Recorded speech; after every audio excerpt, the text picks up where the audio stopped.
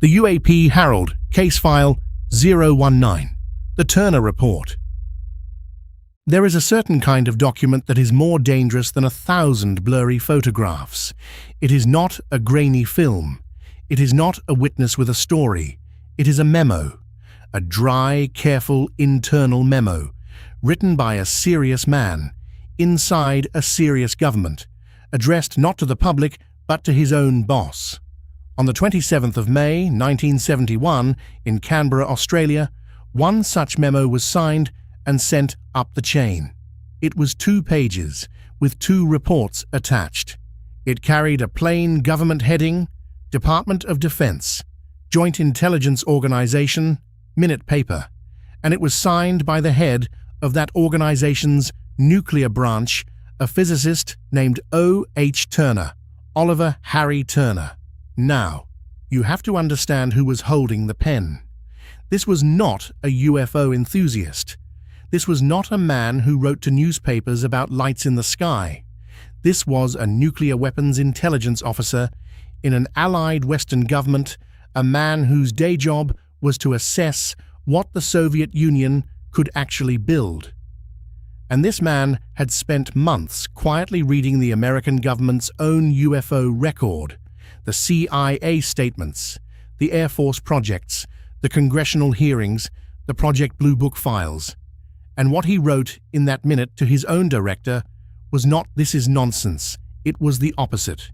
He wrote that the United States had built, quote, a facade of ridicule, a deliberate one, to hide the fact that its UFO reports were real, that it was secretly studying how the objects flew, and that it was running a hidden program to build craft of its own.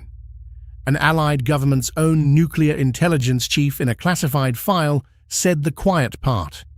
He said the Americans were not confused about flying saucers. He said they were lying about them. Tonight, the Turner Report, the real declassified Australian file, the one the National Archives of Australia holds as A13693, the one re-released to the public in 2026. We are going to read it in Turner's own words. We are going to check every historical fact he leans on against the independent record. And, because this is a Herald file and honesty is the whole job, we are also going to show you exactly where Turner reached too far and flag it out loud on screen. This is not a story about what was in the sky. It is a story about what one careful man, with a security clearance and no reason to lie, believed his closest ally was hiding. Let's follow the paper. Start, as always, with the container, because before you weigh what a document says, you weigh what it is. And what this is almost unnervingly ordinary. The outer cover is a standard Australian defence file jacket, Form number 81, introduced May 1966. Stamped across it, in heavy black letters, Department of Defense. File. Closed. A dead file. A closed matter. Boxed and shelved and forgotten for half a century. Department of Defense. File. Closed. And then, printed across the top of that same cover in fresh modern ink, the reason we can read it at all. Approved for release 2026 under Section 1842 of the National Defense Authorization Act for fiscal year 2024. Now there is a genuine oddity there, and we are going to be straight about it rather than smooth it over. That release stamp cites an American law, the NDAA, on an Australian government file. The document itself does not explain why. The most likely answer is a parallel declassification arrangement between the two archives, or a template stamp applied without customization. We do not know for certain, and we are not going to pretend we do. What matters is the effect. A 50-year-old Australian intelligence minute, pulled from the vault and handed back to the public, complete. Lift the cover, and you reach the heart of it, the minute paper itself. The letterhead reads, Department of Defense, Joint Intelligence Organization. Reference 3092/2. Subject in underlined type. Scientific and intelligence aspects of the UFO problem. It is addressed upward. There is a routing box marked Director and a handwritten note. You can still read it on the page, asking the Director, through the Deputy Director of Scientific and Technical Intelligence, to read the attachments and then, quote, discuss this matter with you, please. This is a man forwarding something sensitive to his superior and asking for a face-to-face. And at the bottom, a fountain pen signature, and typed beneath it, O.H. Turner, Head Nuclear Branch, 27th of May, 1971. Every page carries the same archival footprint in the corner. National Archives of Australia, A13693-3092/2. That series is real. It is a genuine Australian Defence Joint Intelligence File series, and you can look it up in the National Archives catalogue today. This is not a photocopy passed around a convention. It is a government record, in a government archive with a government release stamp. Whatever you make of what it says, and we will get to what it says, the object itself is exactly what it claims to be. So who was he? Because with a document like this, the author is not a footnote. The author is the evidence. If a tabloid writes that the Americans are hiding sources, that is a Tuesday. If the head of an allied nation's nuclear intelligence branch writes it in a classified minute to his own director, that is a different kind of fact. Oliver Harry Turner, known as Harry Turner, was a physicist. He came up through government science at the exact moment Australia became one of the principal testing grounds for Britain's nuclear weapons program. Between the early 1950s and the early 60s, Britain conducted open-air atomic tests on Australian soil, at the Montebello Islands, and at the remote outback ranges of Maralinga and Emu Field. Harry Turner was one of the young physicists who worked on those tests. This is a man whose career was built on measuring the most powerful and most secret weapons on Earth.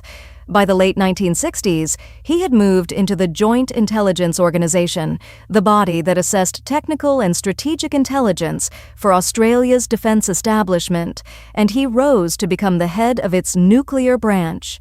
In 1971, he passed his UFO report up to his director, a man named R.W. Furlonger. Sit with that resume for a second. The man writing that the United States was covering up a real aerial phenomenon was a nuclear weapons scientist turned intelligence officer whose entire professional life was spent telling his government the sober truth about advanced technology.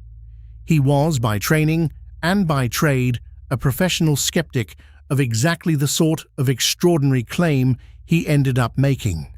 That is what makes the minute land the way it does. And notice what the minute is transmitting.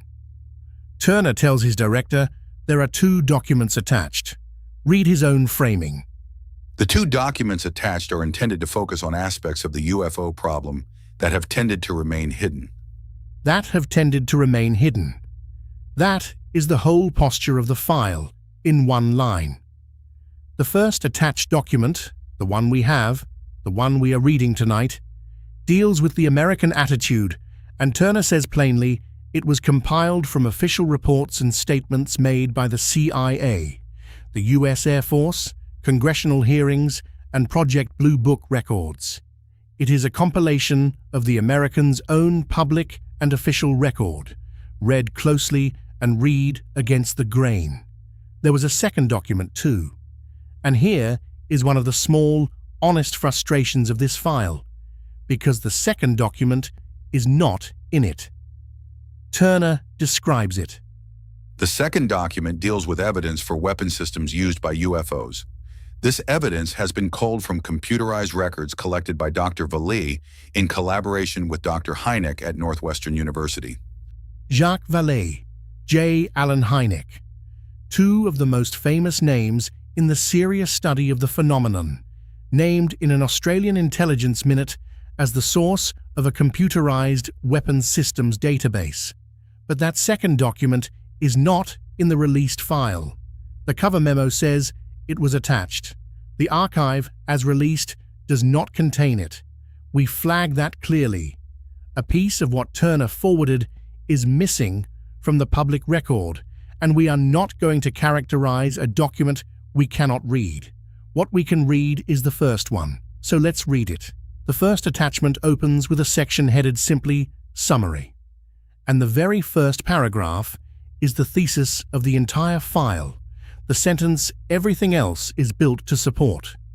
Turner's compilation begins like this. The early analyses of UFO reports by USAF intelligence indicated that real phenomena were being reported, which had flight characteristics so far in advance of U.S. aircraft that only an extraterrestrial origin could be envisaged. A government agency, which later events indicated to be the CIA Office of Scientific Intelligence, studied the UFO reports with the intention of determining the UFO propulsion methods. Read that slowly, because it is doing two enormous things at once. First, it asserts that the early American analyses concluded the reports were of something real, something flying beyond the reach of U.S. aircraft. Second, it asserts that a CIA component, the Office of Scientific Intelligence, then studied those reports not to debunk them, but to reverse engineer them, to figure out how they moved. And here we hit the first place where we have to be careful, and we will be. The phrase, "only an extraterrestrial origin could be envisaged," that is Turner's characterization of the early Air Force thinking. It is true and independently documented that the Air Force's first classified estimate in 1948 did lean toward an interplanetary explanation, and that the Chief of Staff rejected it for lack of proof. So Turner is not inventing the idea, but the flat way he states it, as though extraterrestrial was the settled early conclusion, is stronger than the record supports. We note that now, and we will come back to it in the skeptic's corner. Then comes the mechanism, the pivot of the whole argument. Turner writes, OSI, acting through the Robertson panel meeting of mid-January 1953, persuaded the USAF to use Project Blue Book as a means of publicly debunking UFOs, and at a later stage to allocate funds for the Avro advanced saucer aircraft and the launching of a crash program into anti-gravity power.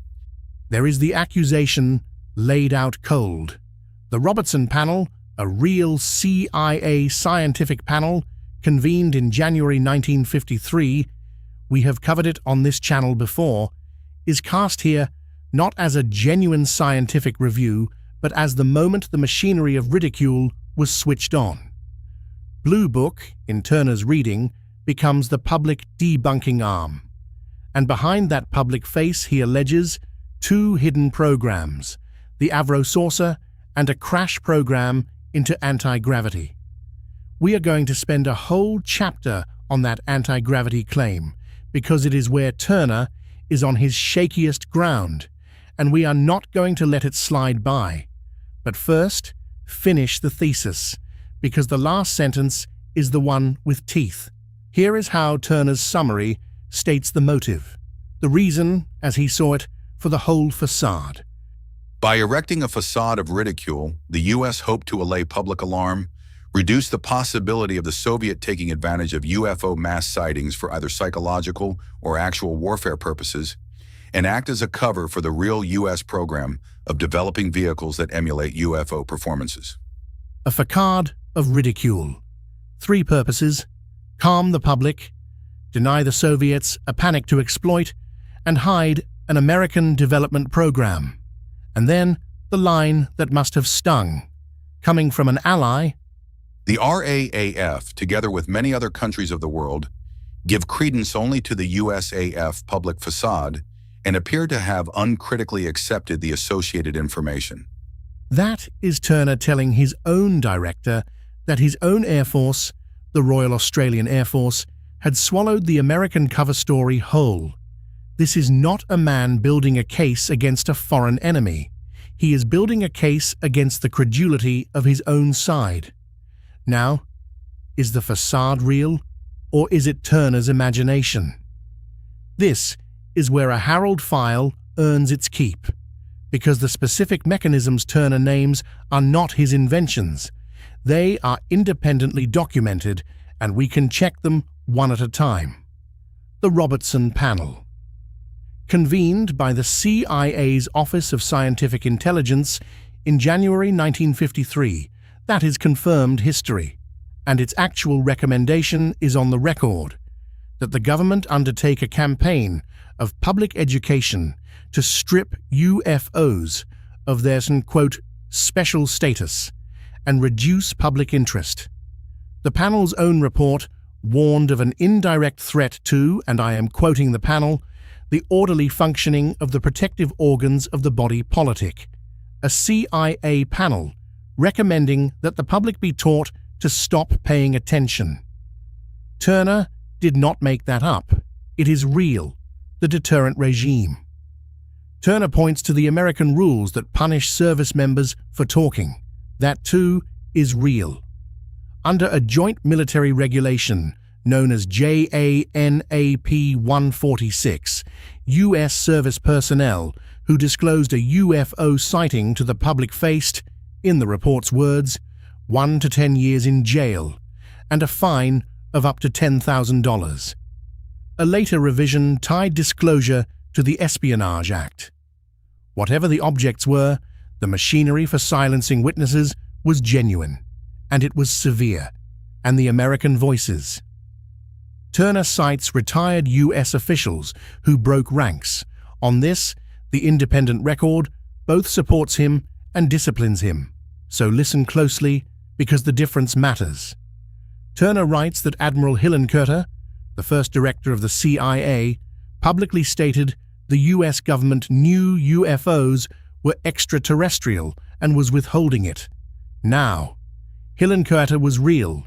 He did direct the CIA, and he did later sit on the board of a civilian UFO group and go public.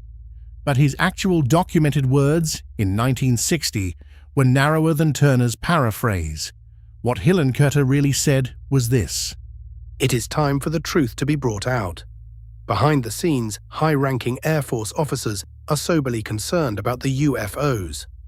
But through official secrecy and ridicule, many citizens are led to believe the unknown flying objects are nonsense."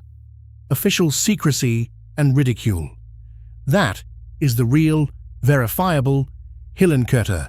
And notice, it is almost the same word Turner built his whole thesis around, a ridicule. But Hillenkoetter did not, in that statement, say the government knew the objects were extraterrestrial. Turner's version is stronger than the quote. We are showing you both, side by side, so you can see exactly where the document leans past its evidence and exactly where it doesn't. And then there is the Air Force's own Chief of Staff. In 1954, General Nathan Twining, the man at the very top of the U.S. Air Force, told reporters on the record, "The best brains in the Air Force are working on this problem of unidentified flying objects, trying to solve this riddle." The best brains in the Air Force, working on the riddle. Turner's file notes pointedly that Twining was not referring to Project Blue Book, the small public office that was busy explaining sightings away. If the best brains were working the problem and the public office was the one debunking it, then who was doing the real work? That question, who was doing the real work, is the engine of the entire Turner report. And now we come to the chapter this channel exists for, the part where we turn on our own story. Because Turner's file makes a claim that is genuinely explosive and, on the independent evidence, genuinely wrong in its strongest form. And we are going to tell you that plainly, because a file that only flatters its author is propaganda, not investigation. The claim is anti-gravity.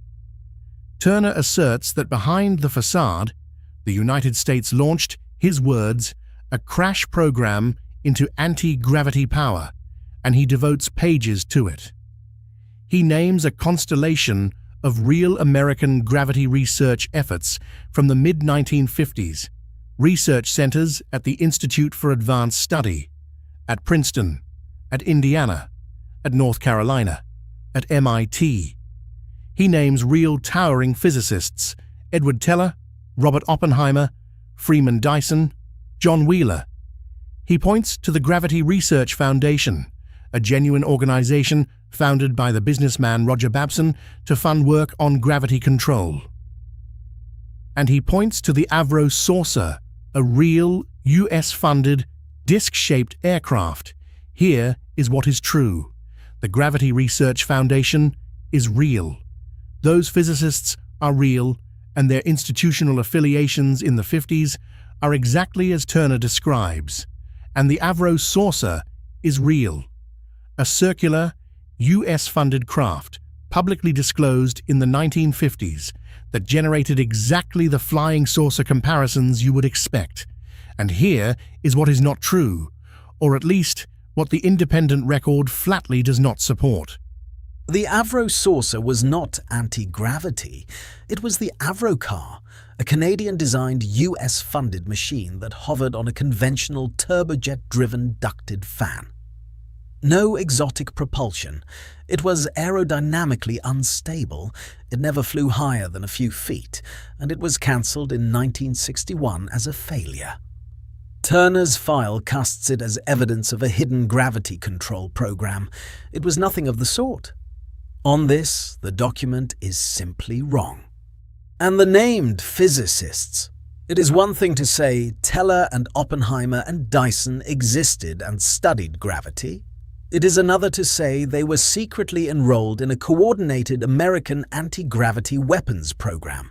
No independent source supports that second claim. The affiliations are real. The secret program tying them together is not corroborated by anything outside Turner's own file.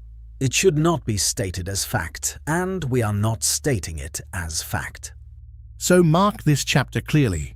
The Turner Report's anti-gravity thesis is the weakest thing in it. The Avrocar was a conventional failed VTOL machine, not a gravity control breakthrough. The roster of famous physicists in a joined-up secret program is uncorroborated. Turner, reading the American Open literature from Canberra, appears to have connected genuine but unrelated dots. Real gravity research, a real odd aircraft, a real secrecy culture, into a hidden program that the evidence does not carry. We keep this in the file, in full, on purpose, because the honest thing is not to hide Turner's overreach to protect his credibility. The honest thing is to show it to you, and then ask the harder question. If a careful, credentialed intelligence officer got the anti-gravity part wrong, does the rest of his file fall with it? Or is there a core that survives even after you cut the part that doesn't hold? Let's test it. Cut the anti-gravity chapter out entirely. Throw away the Avrocar. Throw away the physicists. What is left of the Turner Report, and is any of it load-bearing? Quite a lot, as it turns out. Because the spine of Turner's argument was never the propulsion. It was the statistics, and there he was leaning on the Americans' own numbers. Turner's file reaches back to Project Blue Book Special Report number 14, the giant Battelle statistical study we devoted an entire episode to. And he uses it exactly the way the numbers actually run. He notes that the study's own data showed the unexplained cases were not a soft residue of bad reporting, that the statistics pointed to a genuine anomaly at odds so long the report itself described them in one calculation as, and this is the document's phrase, 10,000 trillion to 1, against the unknowns being the same as the knowns. Turner reads that and draws the obvious conclusion. The American statisticians found something they could not explain, and then, in his view, talked themselves out of it. Then Turner turns the same skeptical eye on his own side, and this is where the file is at its most credible, because he is hardest on the RAAF. He points out that the Royal Australian Air Force's own identification work was frankly embarrassing. From the report, an identification list of all sightings made between 1960 and 1965 contains 15 identifications of Venus, not one of which is valid.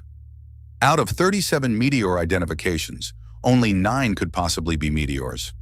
15 sightings blamed on the planet Venus, and by Turner's analysis, not one of those identifications actually held up.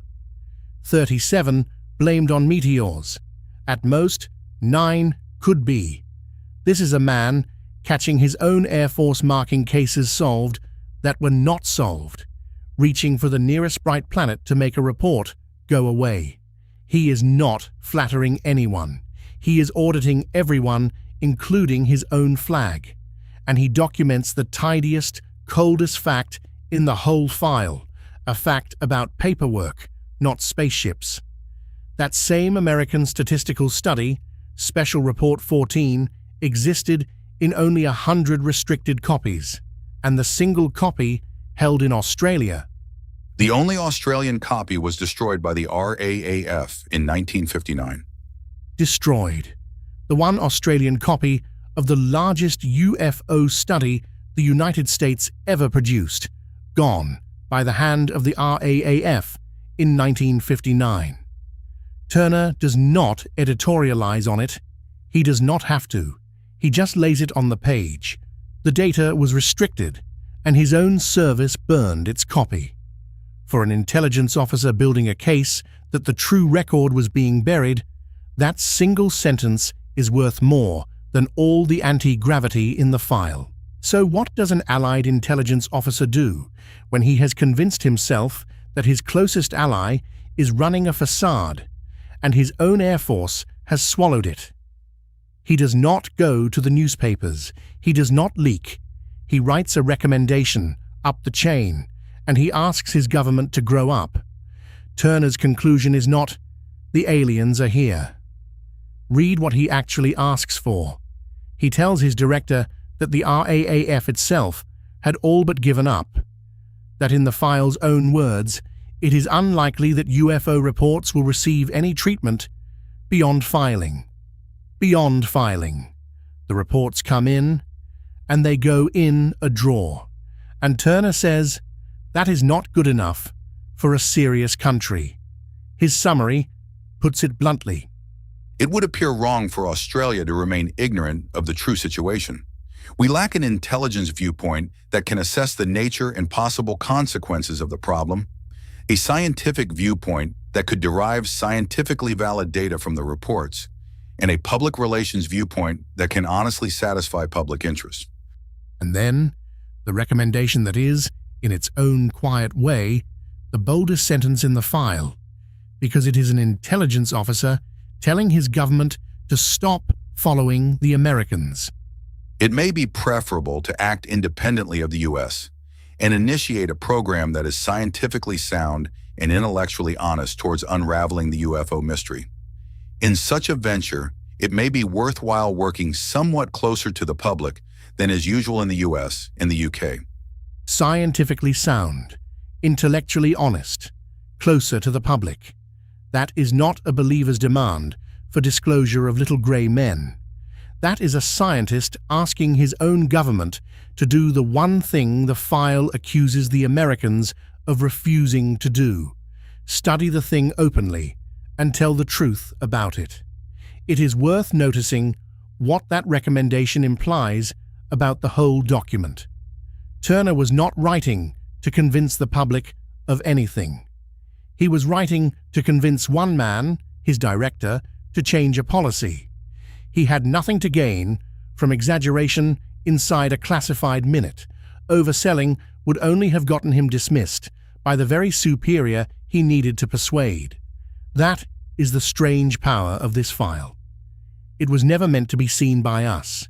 It was one careful officer telling his boss the truth as he understood it and asking him to act on it.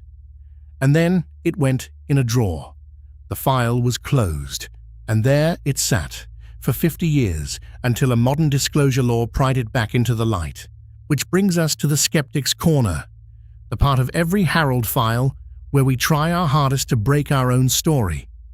And with the Turner report, the skeptic has real work to do, because it would be very easy to let the credentials of the author do the arguing for us. They don't. Here is the honest case for calm.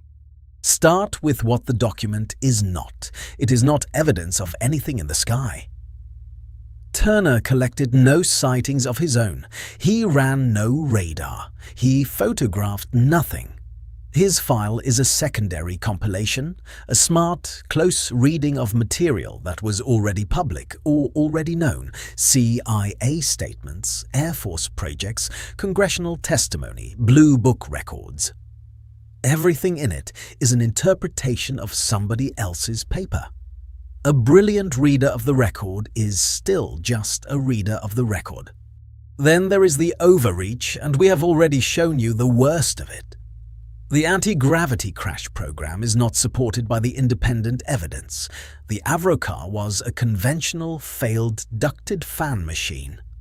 The roster of famous physicists in a secret gravity program is uncorroborated.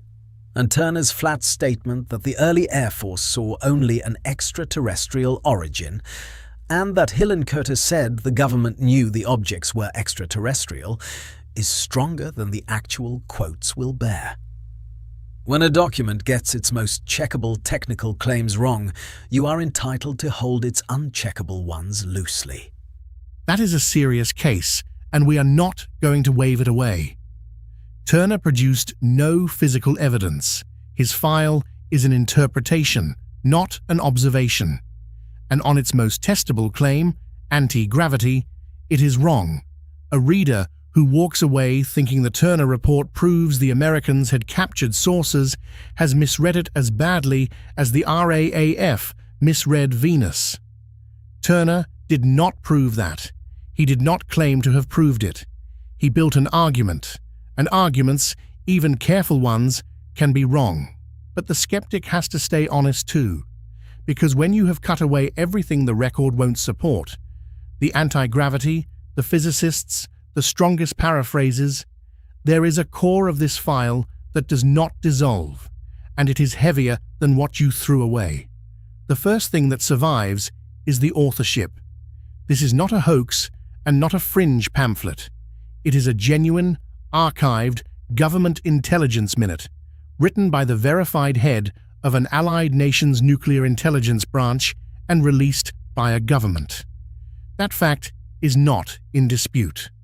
Whatever you think of Turner's conclusions, a man in that chair with that clearance sat down and committed to paper that he believed the United States was running a deliberate facade.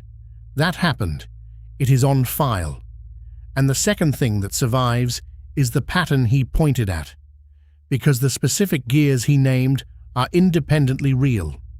The Robertson panel really did recommend a public campaign to reduce interest in UFOs. That is documented. JANAP 146 really did criminalize disclosure by service members. That is documented. Dr. Condon's Colorado study really was accused by its own staff of reaching a dismissive conclusion its own contents did not support. Dr. Hynek really did spend 21 years as the Air Force's own consultant and then turn into its most credible public critic. Turner did not invent the facade. He assembled it out of the Americans' own record. His error was in what he thought was hidden behind it, not in noticing that something was being pushed out of public view. And there is Condon, the last brick. In 1967, before his government-funded study of UFOs had even finished its work, its own director, Dr. Edward Condon, told a reporter, "My attitude right now is that there's nothing to it, but I'm not supposed to reach a conclusion for another year." There's nothing to it, but I'm not supposed to reach a conclusion for another year. The head of the study, announcing the verdict before the investigation was done. Turner read that and saw a facade, and on that specific point, the appearance of a foregone conclusion, he had plenty of company, including some of Condon's own staff, who resigned over exactly that. The sources may be nothing, but the posture Turner described, study it quietly, dismiss it loudly, that posture is documented. The objects are a mystery. The facade is a fact. Let's put it in order. The record as the document and the independent sources actually support it, and nothing more. Early 1952, the CIA grows alarmed as a mass wave of UFO sightings floods U.S. military communications channels. January 1953, the CIA's Office of Scientific Intelligence convenes the Robertson Panel, which recommends a public campaign to reduce interest in UFO reports. 1954, Air Force Chief of Staff General Nathan Twining tells reporters the best brains in the Air Force are working on the problem. 1955, Project Blue Book, Special Report. 14 is released. Only about 100 restricted copies of the full study exist. 1959, the RAAF destroys the only Australian copy of that study. 1960, retired CIA Director Admiral Hillenkoetter goes public about official secrecy and ridicule around UFOs. 1969, Dr. Hynek's 21-year run as the Air Force's UFO consultant ends as Project Blue Book is closed. 27th of May, 1971, O.H. Turner, head of the Joint Intelligence Organization's nuclear branch, signs and forwards his minute, Scientific and Intelligence Aspects of the UFO Problem, to his director. 2026. The file, long closed, is re-released to the public and held by the National Archives of Australia as A13693. That is the spine. Turner's conclusions are his own, but every event he built them on is on the record. So let's do the thing this channel exists to do. Separate what we know from what we do not, with no thumb on the scale. What we know. We know the Turner Report is real. A genuine Australian Department of Defence Joint Intelligence Minute, signed by O.H. Turner, head of the nuclear branch, on the 27th of May, 1971, held by the National Archives of Australia, and re-released to the public in 2026. We know Turner was a credentialed physicist and nuclear intelligence officer, not an enthusiast. We know that in that minute he concluded the United States had erected a, quote, facade of ridicule to cover a real phenomenon and a hidden program. We know the historical mechanisms he named are independently documented. The Robertson Panel's debunking recommendation, the JANAP disclosure penalties, the Condon controversy, Hynek's long tenure and later dissent, Hillenkoetter's public complaint about secrecy and ridicule, and Twining's on-the-record admission that the Air Force's best were working the problem. All of that is on paper and checkable. Now what we do not know, and we will not shrink this list to make the story cleaner. We do not know that the United States ran a crash program into anti-gravity. The independent evidence contradicts it. The Avro saucer was a conventional, failed aircraft. We do not know that the named physicists were part of any secret propulsion program. That claim is uncorroborated. We do not know that the early Air Force concluded the objects were extraterrestrial. Turner states it more flatly than the record allows, and we do not know what the UFOs in any of these reports actually were. What we know is narrower and stranger than a saucer. An Allied government's own nuclear intelligence chief read the American record and concluded in writing that his closest ally was not confused about UFOs. He believed they were hiding them. So what do we do with the Turner Report? We do not tell you it proves a cover-up. It does not. It is one officer's assessment, and on its most testable claim, it is wrong. We will not let his credentials smuggle his conclusions past the evidence. But we also will not let the overreach bury the thing that actually matters. Because strip this file down to what survives, and what is left is remarkable enough on its own. In 1971, inside an Allied Western government, a serious man with a serious clearance and nothing to gain sat down and told his own director, in a document never meant for our eyes, that the American posture toward UFOs was a deliberate facade, and asked his country to break from it and pursue the truth openly. He got the propulsion wrong. He may have gotten the whole conclusion wrong. But the pattern he pointed to, study it in private, ridicule it in public, was not his invention. It was assembled from the Americans' own record. The mystery in this file is not a saucer. It is a question, written by a man who spent his life measuring the truth about weapons. What does it mean when your closest ally's own retired spy chief says the same word you did, ridicule, and you are the one who has to file the report and close the drawer? Case File 019, the Turner Report, filed. This episode was investigated and produced by an autonomous multi-agent AI system. The real declassified minute read line by line. Every historical fact Turner leaned on, cross-checked against independent sources. Every place the document reached past its evidence flagged out loud, and nothing stated as fact that the record could not carry. The case file and the source link are in the pinned comment. The UAP Herald, declassified, investigated, filed.